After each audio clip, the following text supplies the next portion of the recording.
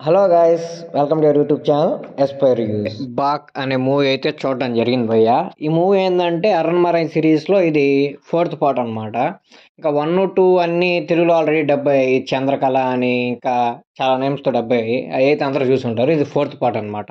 ఇంకా ఫైనల్గా ఈ హర్రర్ మూవీ చూసాక ఒపీనియన్ చెప్పాలంటే అసలు నాకు ఇది హర్రర్ మూవీ అనే గుర్తులేదు భయ్య. మూవీ చూస్తున్నంతసేపు ఎంతసేపు మూవీ చూస్తుంటే వాళ్ళ యాక్టింగ్లు ఆ స్క్రీన్ ప్లే చూసి నవ్వుకోవడమే సరిపోయింది. కానీ అసలు ఇది హర్రర్ మూవీ ఏమన్నా అలాంటి సీన్లు ఉంటాయరా భయపడతారు మనం, అసలు ఆ థాట్ కానీ ఏమీ లేదు భయ్య. అసలు మెయిన్గా ఆ తమన్నాని చంపేసే సీన్ ఉంటుంది భయ్య. అదే ఆ తమన్నా గారిని చంపేస్తారు అనమాట మూవీలో ఒక సీన్లో.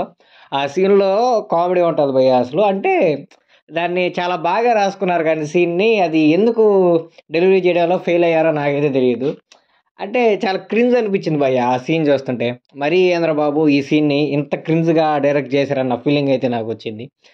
అండ్ 1, 2 అరణ్మరై సిరీస్ చాలా బాగుంటాయి భయ్య. 1, 2 అనేది ఈ పోను ఏంటంటే దాన్ని ఏదో ఫార్మాలిటీ ఇంకా తీయాలని చెప్పి తీస్తున్నట్టు అనిపిస్తుంది నాకైతే మాత్రం. నేను రీసెంట్గా ఎక్కడో చూశాను, రాశీ ఖన్నా గారు కూడా నాకు అరణ్మరై సిరీస్లో ఒక పార్ట్ అవ్వడం నాకు కూడా ఇష్టమే అని చెప్పారు. నిజంగా 1, 2 నిజంగానే ఆ రేంజ్లో ఉన్నాయన్నమాట. కానీ నాకెందుకో ఇదైతే మాత్రం ఆ రేంజ్లో ఉన్నట్టయితే అనిపించలేదు.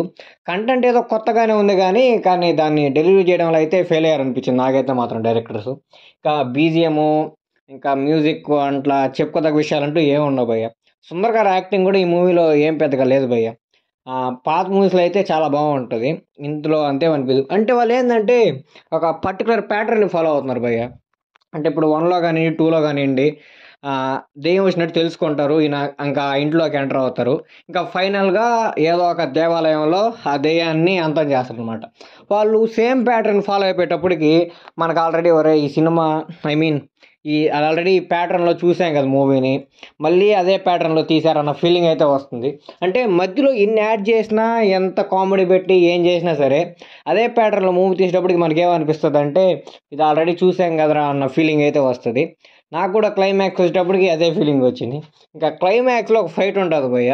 ఆ ఫైట్ చూస్తే అసలు ఏంట్రా బాబు ఇంత ఎలా డైరెక్ట్ చేశారా బాబు ఫైట్ని అనిపించింది నాకైతే. చాలా క్రింజ్ ఉంది భయ్య అసలు. ఫైనల్గా మూవీ గురించి చెప్పాలంటే ఇది ఒక క్రింజ్ కామెడీ మూవీ భయ్య. హర్రర్ మూవీ కూడా కాదు, ఇది క్రింజ్ కామెడీ మూవీ బాగానండి. ఇంకా చూడాలని వాళ్ళైతే చూడొచ్చు, ఓటీలో రిలీజ్ అయింది. చూడండి, ఒక ఫన్ ఉంటుంది అనమాట. అంటే ఒక్కరిగా చూస్తే బోర్ కొడుతుందేమో, బాబు ఈ మూవీ ఎంత సోది మూవీ అనిపిస్తుంది. ఫ్రెండ్స్తో కూర్చొని వాళ్ళని వీళ్ళని అది ఇలా చేశారు ఇది ఇలా చేశారని మాట్లాడుతూ చూస్తే మాత్రం మంచి ఫన్ మూవీ భయ్య అది. కాబట్టి ఖచ్చితంగా మూవీ చూడాలని వాళ్ళైతే మాత్రం ఫ్రెండ్స్తోనే చూడండి, ఒంటరిగా అయితే చూడబాకండి.